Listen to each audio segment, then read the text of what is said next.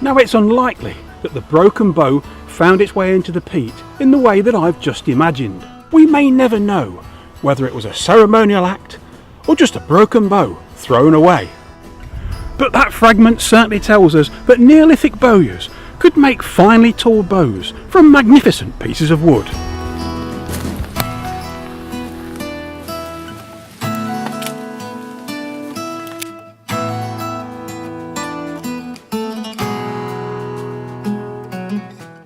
So today I'm in the woods starting work on a bow inspired by the Meare Heath Bow.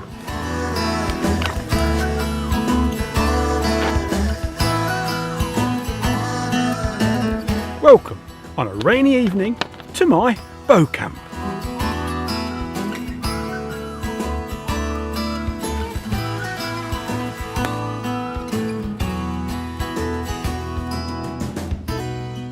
At last, some late evening sunshine and the rain has passed over.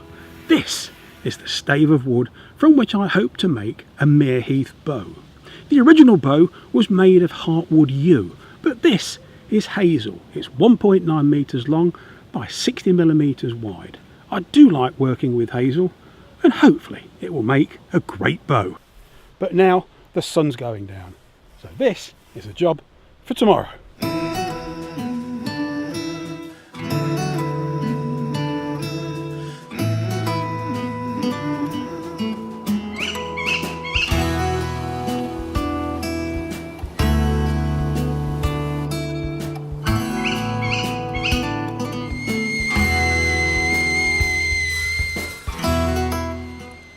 So, what is the Meare Heath Bow?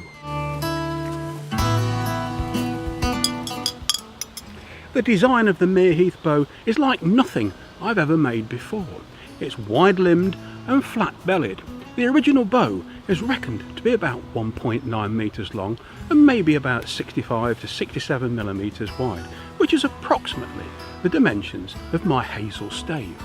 So today, I hope to make a bow at least inspired by that wonderful relic of the past, even if it's not an exact copy.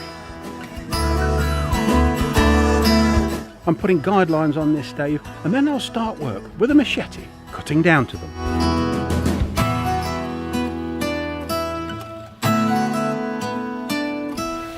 So that's the guidelines now marked on this stave.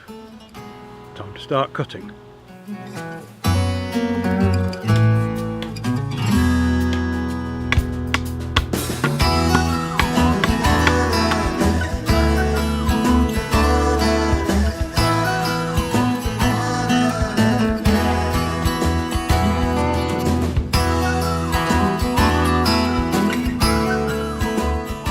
So that's the initial flattening of the belly of this stave. Still very rough, still really thick all the way down the bow, but it's a start.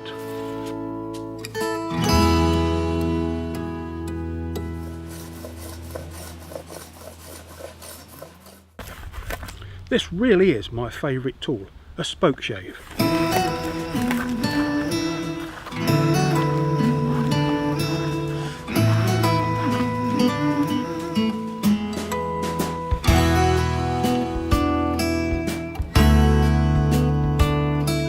So that's that bit done now, a reasonably smooth surface upon which I can make further marks.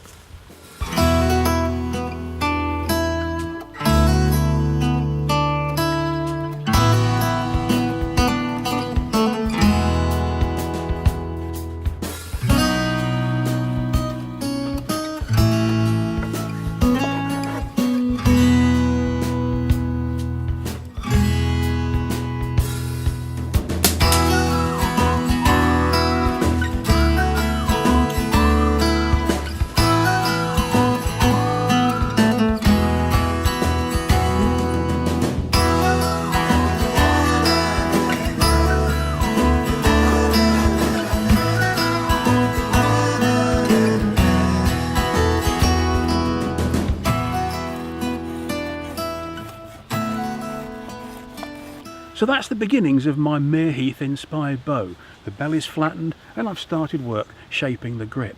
But there's a dilemma, and it's this. This is an offcut from the end of the stave. The bottom line here represents the maximum width which I want to preserve, and the upper line there shows the depth that would be ideal. So my problem is, which one do I do? If I cut down to that, I end up with very narrow limbs. If I cut down to that, I get enormously thick limbs, way too strong for the bow that I'm trying to make.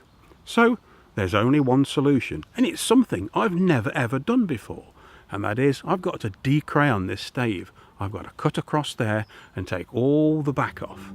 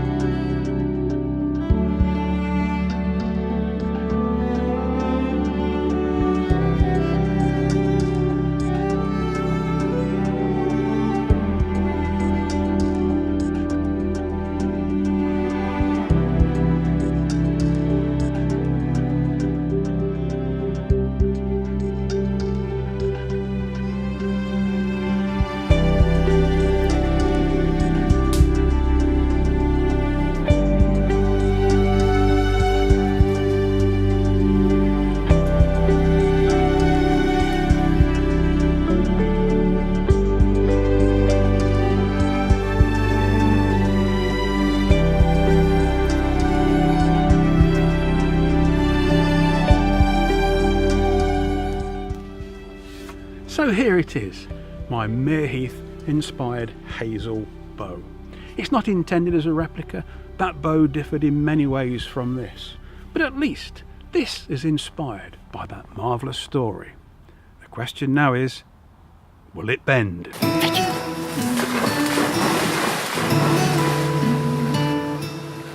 Join me in part 2 of Bow Camp when I begin to flex this Meare Heath Inspired bow.